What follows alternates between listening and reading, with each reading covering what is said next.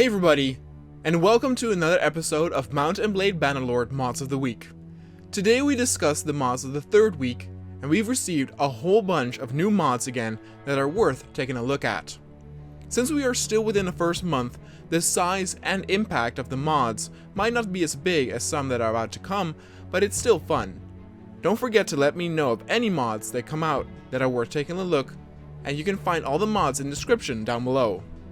For the first mod on the list, we actually talk about a mod that has been released a little bit earlier, but I was informed by my good friend Woozy to go and check it out. The Bannerpeasant Mod makes it to where units in your armies will wear the banners attached to them when running or riding into battle. This is really cool and adds an awesome feeling of splendor, and is still somewhat immersive since the banner wearers were important in wars waged to keep up morale. If you looked out over the battlefield and would see more banner carriers on your side, you knew there were plenty of units left and you were probably on the winning side. It also helped with positioning and one's whereabouts of the majority of the army. This mod chooses a random unit that gets to carry the flag, and it all looks very natural. I do prefer the flags to be carried by horse riders or infantry rather than the archers, since that does look a little bit funky. The cool thing about this mod is that there are several versions that adjust the frequency of the banner carriers. There's a mod that has one carrier every 10 units, one every 15, one every 20, one every 25, and so on. The mod you see here in the background is the one carrier every 20 units, and I would probably even say that going for the one flag carrier every 15 units will still feel great. Seeing giant armies on horseback ride towards death accompanied by their waving banners is a sight to behold, and something that is a welcome addition to the Bannerlord experience. For the second mod of the week, we have another mod that I think is really cool and adds to enhance the experience of Bannerlord. The Recruiter mod is pretty self-explanatory, but basically adds a custom unit that will go from town to hire troops for you. In order to utilize this mod, you first have to own a garrison and then can choose to hire the recruiter. You can give him different sums of money, meaning the size of the army he will recruit will be bigger the more you pay. He will then move in real time from town to town that is not hostile to your faction, and will start recruiting the units there until it's out of money, and then will return to the castle to reinstate the troops there. You can choose which faction the recruiter will focus on, and the cool thing is that this mod is a time saver without it feeling like cheating. It has always been a hassle to come out with an army and leaving units in garrisons and towns for protection. This mod does this for you, but is not as simple as it just giving the units to you. You can actually follow the recruiter's path and see how its group is slowly becoming bigger and bigger, turning into a real army.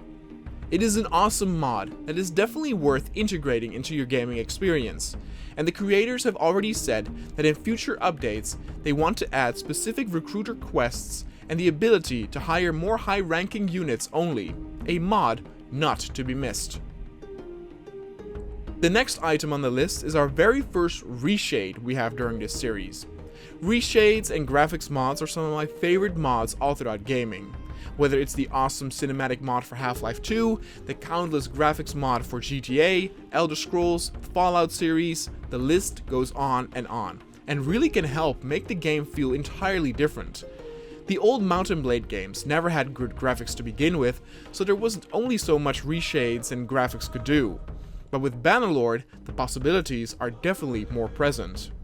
There had already been some reshades out there, but it wasn't until now that I saw one that struck my interest. The Ratthew Beauty preset comes with a list of variable presets that make the game look a lot more appealing.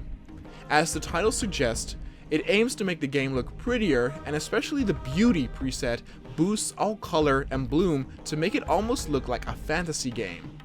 I personally can really appreciate the vibrantness of this preset, and the cool thing of course is too that with the reshades you can easily tweak them by hitting the home button and add or remove certain things to create your very own unique look. For those thinking that the Beauty preset is a bit too colorful or fantasy-like, they can take a look at the Cinematic or Gloom preset that still has some boosted color but looking way less vibrant. But even these presets make the game look much prettier and appealing than the regular game does. I will show you clips in the background of simply switching the Reshade on and off so you can easily see the difference with the vanilla graphics. I assume that in the future there will be a lot more reshades that we will discuss in this series, but for now, Ratthew's beauty is one to look out for. The next mod is a very quirky one, and it's a mod that I think is fun to try out 2 or 3 times and then move on. This mod basically informs you of killing sprees you make during battles with audio cues taken from the Unreal Tournament games. That means as well that if you kill someone with a headshot, you will hear the famous headshot quote in the dark Unreal Tournament voice announcer. Other terms are killing spree, dominating, mega kill, etc.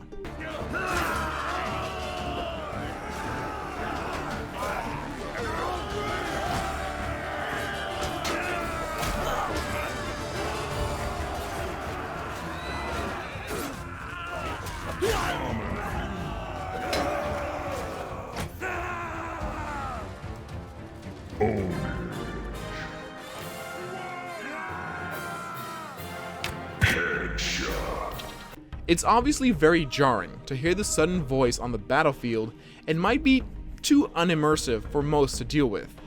The only really good thing I can say about it is that you can kinda keep tabs of how you are doing during the battle. If you are chopping away at a large group of enemy soldiers, it can sometimes be a little bit difficult to see if your swing was a killing blow or just damage.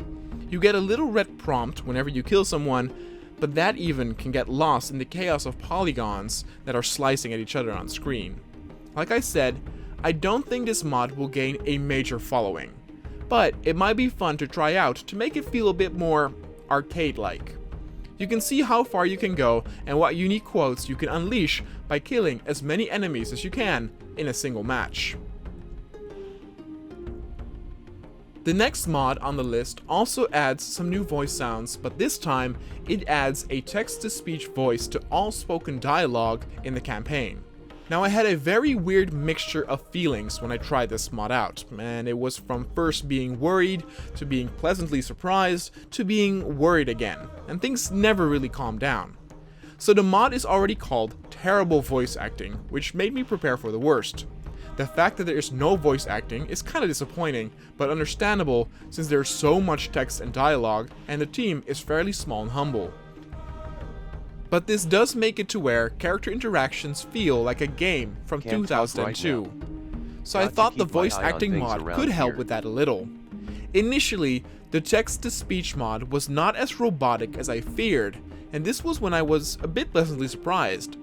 There's some popping going on every now and then with the voice, and then there's no real emotion or timing whatsoever. And don't get me wrong, it's still quite terrible as the name suggests, but not as terrible as what I had in mind. There's a different voice for female characters too, and all the dialogue is being spoken out if that is something you are looking for.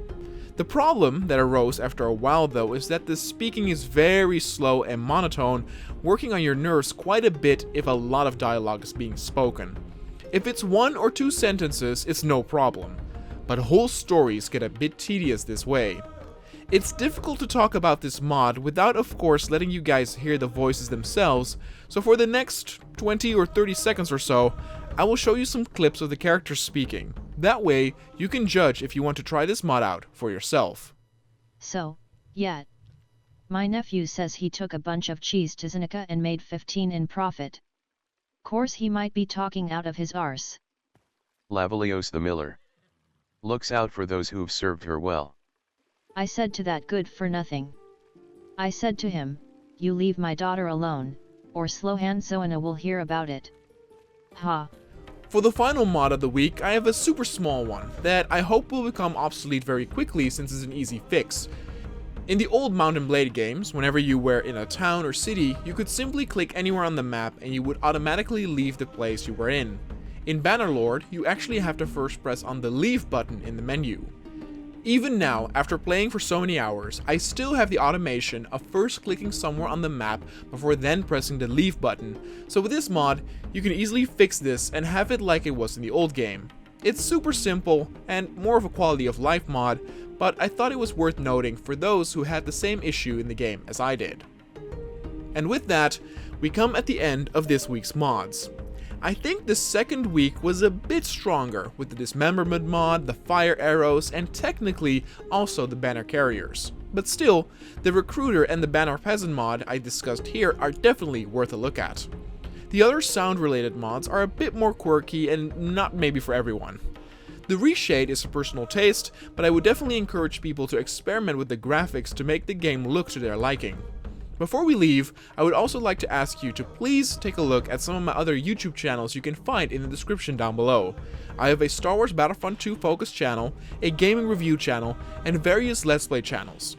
If you like what you see, then please support me by subscribing to those channels, as it helps me out a lot. Thank you all so much for watching, and I will see you all next week.